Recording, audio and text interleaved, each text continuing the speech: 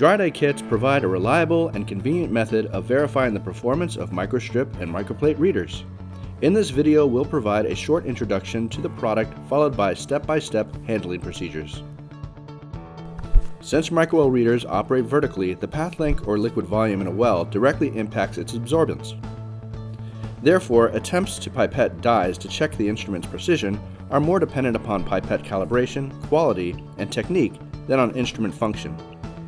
Because of this, some labs use glass filters to measure microwell reader performance. Neutral density glass will measure light output but do not test the optical filters. Ground-colored glasses are expensive, require periodic recalibration, and do not detect mechanical problems, including misalignments or wiggling that liquid samples with a meniscus are subject to.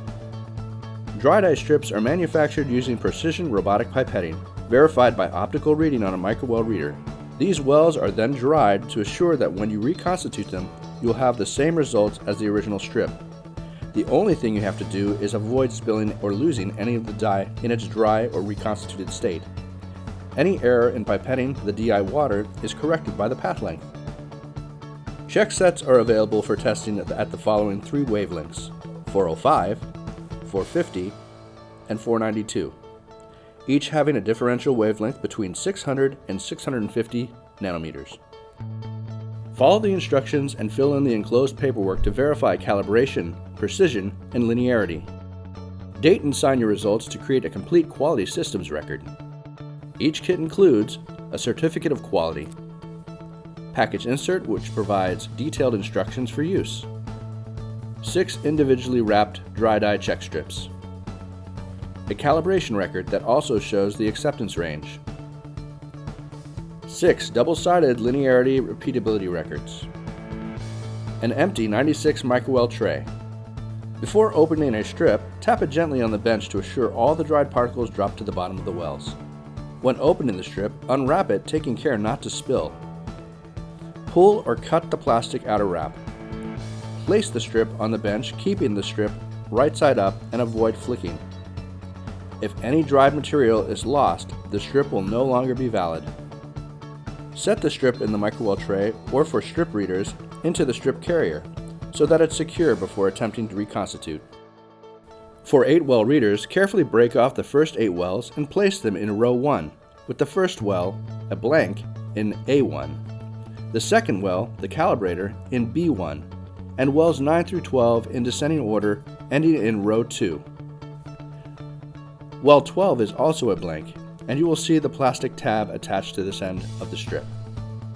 Using a clean calibrated pipette, add 200 microliters of deionized water to each well of the strip. Do not splash the water into the well. Pipette slowly and avoid splashing or spilling.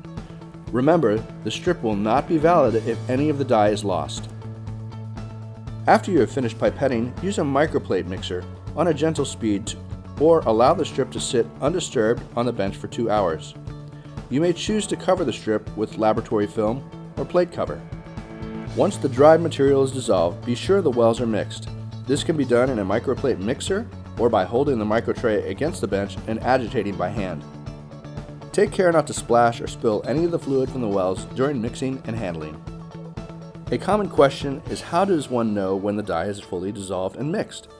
If you read the dye and the results are not as expected, mix and read again.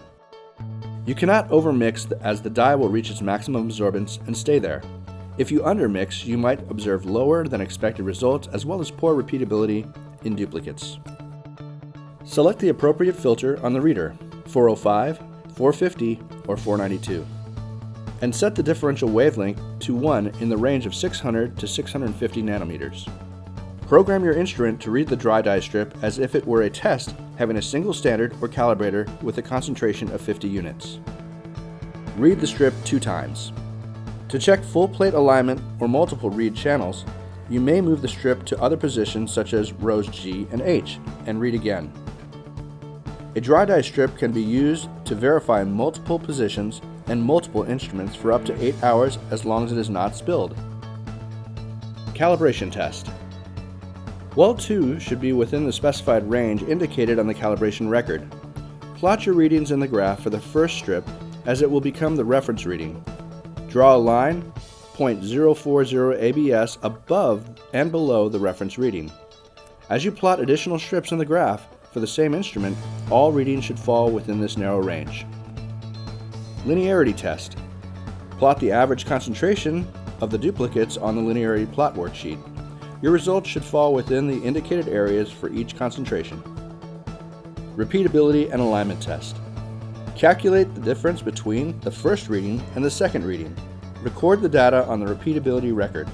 The delta should be no greater than the acceptability difference. Sign and date the report. Save this information from all runs as it will be requested by the service technician and will serve as your quality compliance record. If your reader does not pass any of the tests, review the package insert and try running additional strip before contacting technical support.